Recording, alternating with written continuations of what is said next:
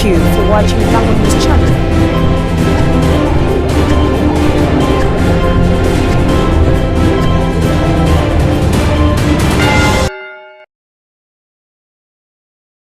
I am a born of Teso, but married in Busoga, but I decided to stand in Teso. Linda here is born over here.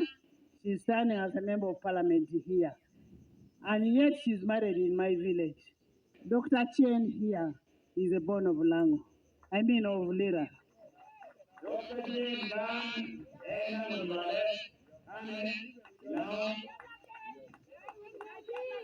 Dr. Chen here is born of here.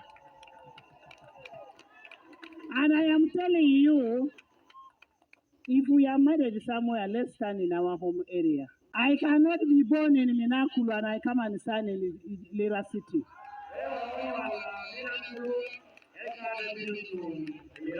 And I asked you before, what about if the marriage fails? Does that person go with your things, your money to the other side? I want to request you, vote for NRM. Vote for a change. We will have these relationships. Even when we don't vote the gender minister, Mzee will still make her a minister.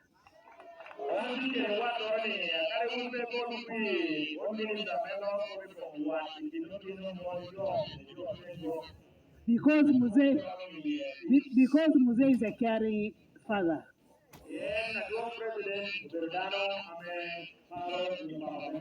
Mao is a minister. Is he a member of parliament?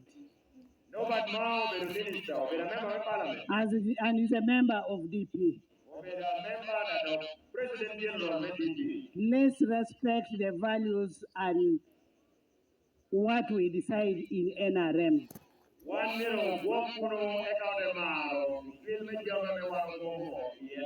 You cannot have one leg here, one leg there, and you think you're...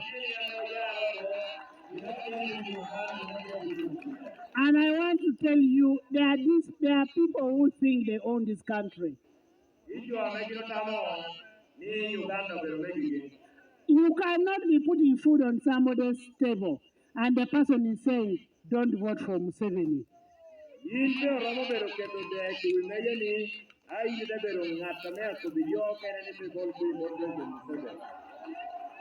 And President, when there was a case where some of these people did not have papers, Modo, where is he? Modo here, come.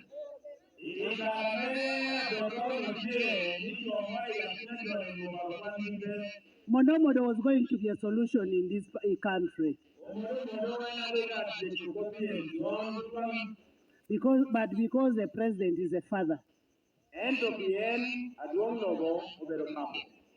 you decided to tell Modo to step down.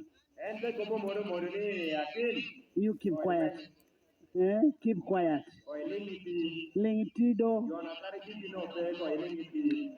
And now we have a problem. He has forgotten the time when the president saved him. And I have told you I'll come back here to Lango and speak whatever I want to say. Nobody will stop me.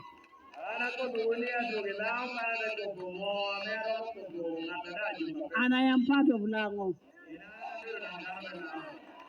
There is nobody who is going to... Don't give Museveni.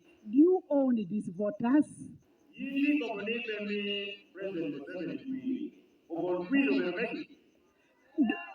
When there was insecurity, did they bring peace in Uganda?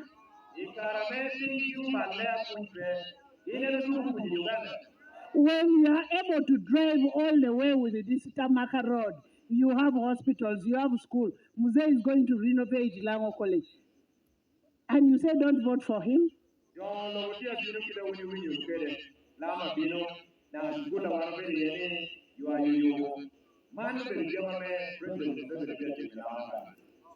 Papa Bishop, You need to pray for these people.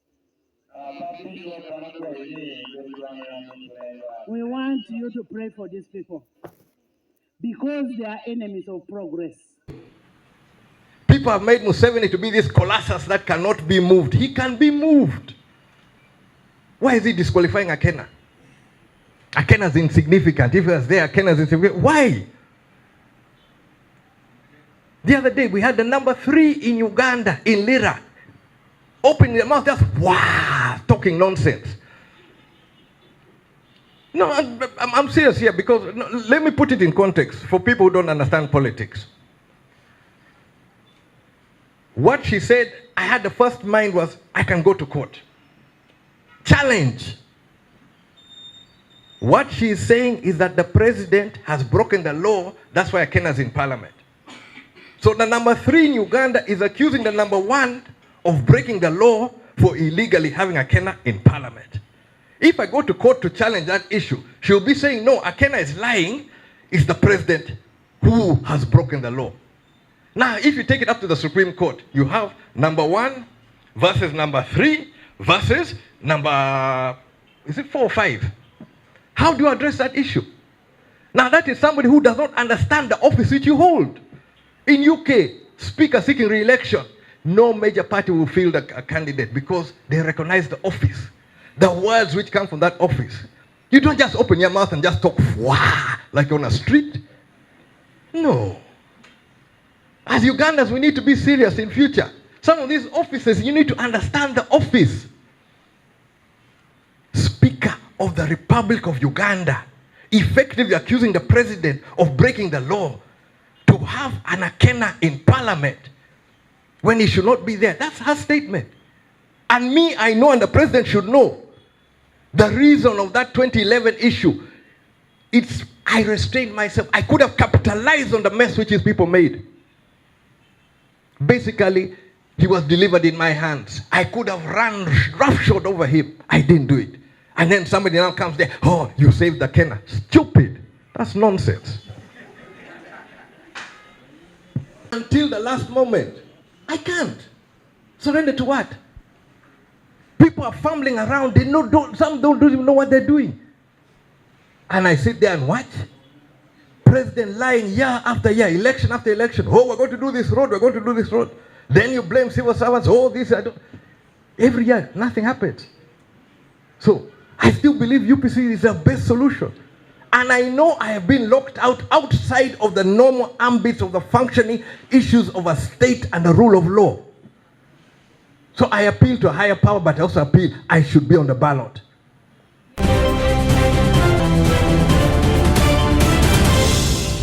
Thank you for watching Lango News channel. Please subscribe for more updates.